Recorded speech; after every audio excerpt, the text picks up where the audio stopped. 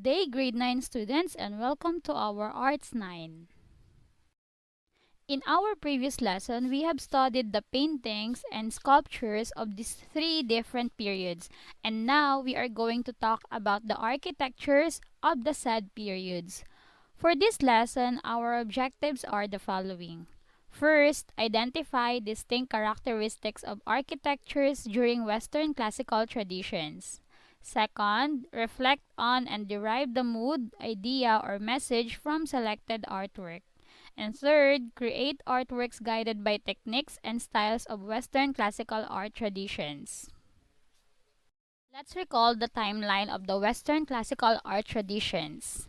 Under ancient art, we have prehistoric era and Egyptian era.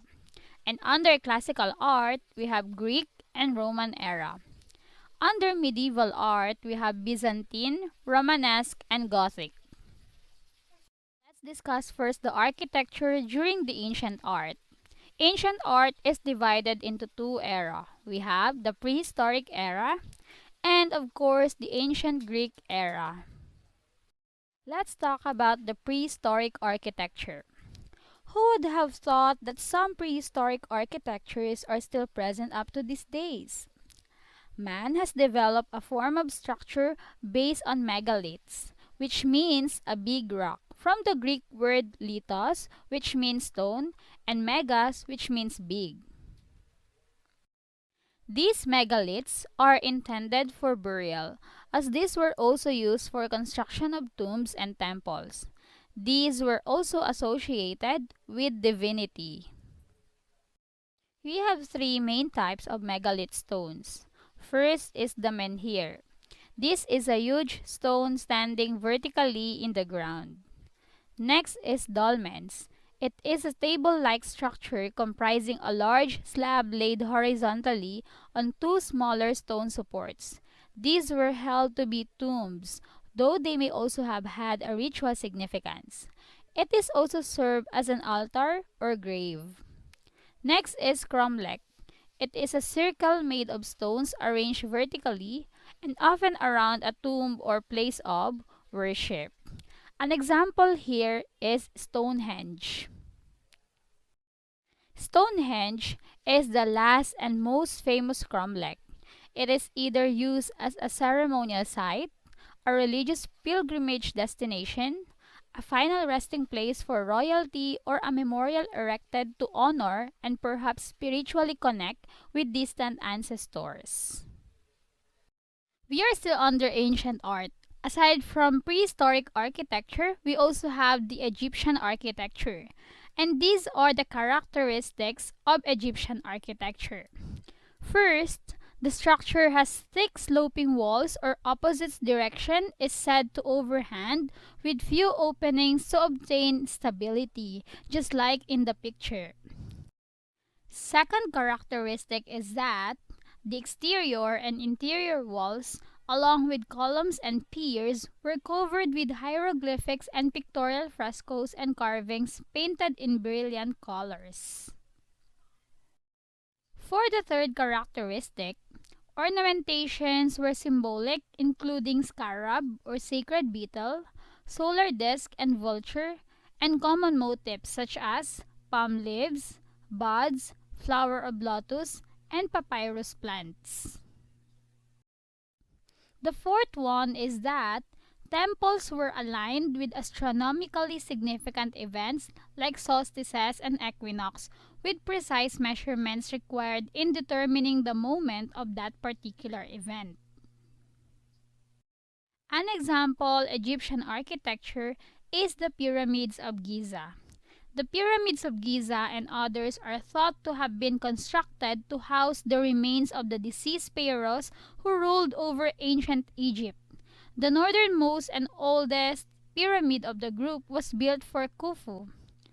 The middle pyramid was built for Khafre.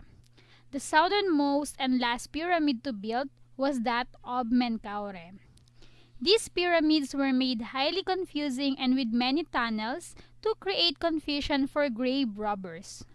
Grave robbers were in a hurry when they broke into a tomb to steal whatever they could find that had value. During this time, ancient Egyptian temples were meant as places for the gods to reside on earth. Mastaba is an oblong structure with a flat roof and sloping sides, built over the opening of a mummy chamber or burial pit in ancient Egypt and used as a tomb. The term mastaba meant eternal house, referring to the final resting place of the dead. And now we are done with the ancient art. Let's go now to classical art. Classical art is also divided into two eras. We have the Greek and the Roman. An architectural order describes a style of building. In classical Greek architecture, each order is readily identifiable by means of its proportions and profiles as well as by various aesthetic details. The three architectural style or orders are Doric, Ionic, and Corinthian. Let's go now to Doric. It is the simplest of the orders, characterized by short, faceted heavy columns with plain round capitals and no base. An example is the Parthenon. This was built and dedicated to the Greek goddess Athena Parthenos. This is considered to be the result of the development of the Doric order. In the Philippines, we also have some architectures that have Greek architecture designs. An example is the Bacolod Municipality. We can see the Doric order in Bacolod City Hall. Next to Doric is Ionic. It is distinguished by slender, fluted pillars with a large base and two opposed volutes, or also called scrolls. An example here in the Philippines is the Manila Post Office.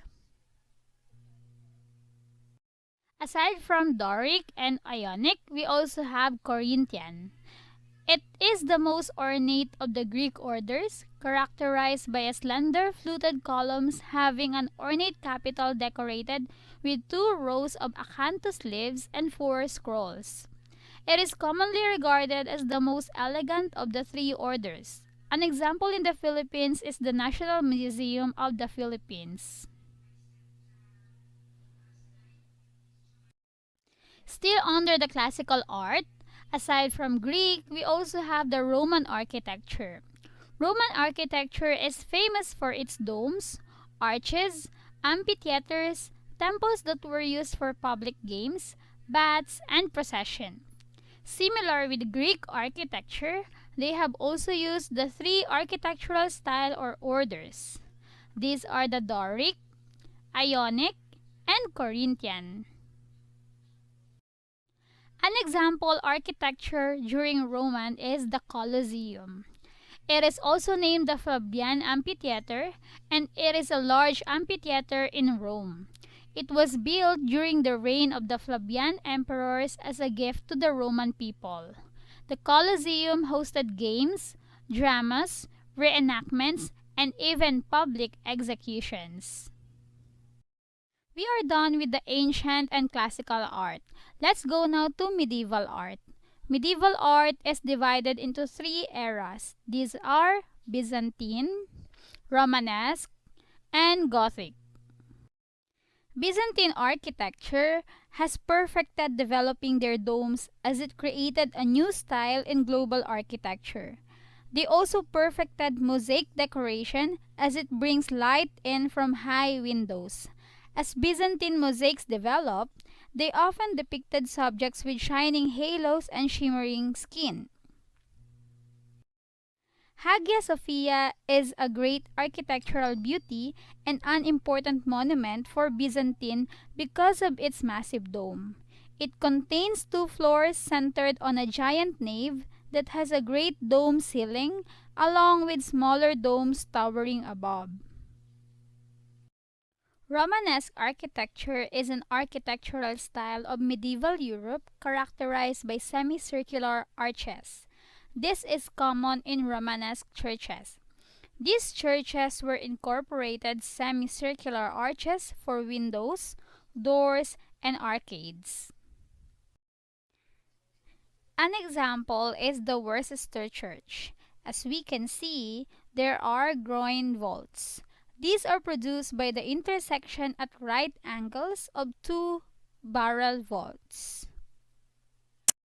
Last in medieval art is the Gothic architecture.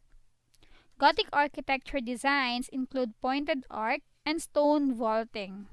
A pointed arch is an archway with curved sides that meet at a point, rather than a smooth semicircular curve, and the arch differs from Romanesque architecture. Chartres Cathedral is one of the chief examples of Gothic architecture. It has rich architectural design and it has 176 stained glass.